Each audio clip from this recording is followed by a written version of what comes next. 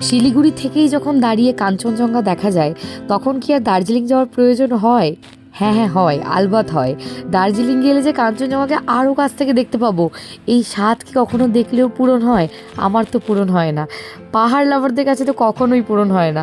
এটাই হলো ঠিক এবার আমাদের সাথে। স্টেশন থেকে বাইরে বেরিয়ে গাড়িতে ওঠার আগের মুহূর্তেই ঠিক কাঞ্চনজঙ্ঘার দেখা পেলাম। এর আগে আমি দার্জিলিং এলেও এইরকম ভিউ আমি একদমই পাইনি।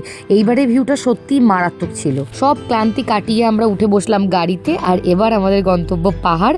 আমরা চললাম সবাই পাহাড়ের পথে। পাহাড়ে ওঠার পথটা আমার যেন পাহাড়ের থেকেও বেশি প্রিয় লাগে। সেই ব্যাপারটা ওরকম যে গন্তব্যে কী বা আছে, জার্নিতেই লুকিয়ে থাকে হচ্ছে আসল মজা। পাহাড় ধরে আমরা আস্তে আস্তে উঠছি, আর পরিবেশ যেন তত বেশি আরও সৌন্দর্য বাড়িয়ে তুলছে। কতক্ষণ যে আমার চোখটা গাড়ির ভেতরে ছিল আমার সন্দেহ আছে। সবসময় আমি বাইরের দিকেই তাকিয়েছিলাম, যতটা পেরেছি ক্যাপচার করার চেষ্টা করেছি। এই সৌন্দর্যকে ক্যাপচার করা যায় না আসলে, ফোনে যেটা ধরা পড়ছে সেটা আসল না, চোখের থেকে ভালো ক্যামেরা আর হয় না। যা দেখেছি তা ভাষায় প্রকাশ করে বলার মতো নয়।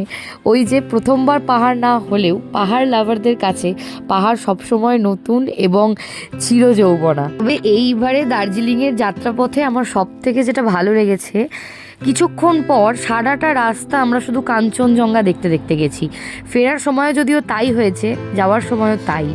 কাঞ্চনজঙ্ঘা একটা সময়ের পথে আমাদের স্বাদ ছাড়েনি। সারাটাক্ষণ আমরা শুধু কাঞ্চনজঙ্ঘা দেখেছি, মাঝে মাঝে অনেক জায়গাতে দাঁড়িয়েছি, ছবি তুলেছি, আর অসাধারণ সৌন্দর্যগুলো উপভোগ করেছি। ভিডিওগুলো কেমন লাগছে আমাকে অবশ্যই জানিও। যদি ভালো লাগে একটা লাইক করে দিও, আর কমেন্টে আমাকে জানাবে যে তোমরা কারা কারা পাহাড় লাভার আছো। আর নেক্সট ভিডিওগুলো দেখতে হলে তো অবশ্যই আমার সাথে থাকতে হবে, তাই আমার চ্যানেলটাকে সাবস্ক্রাইব করো। বাই।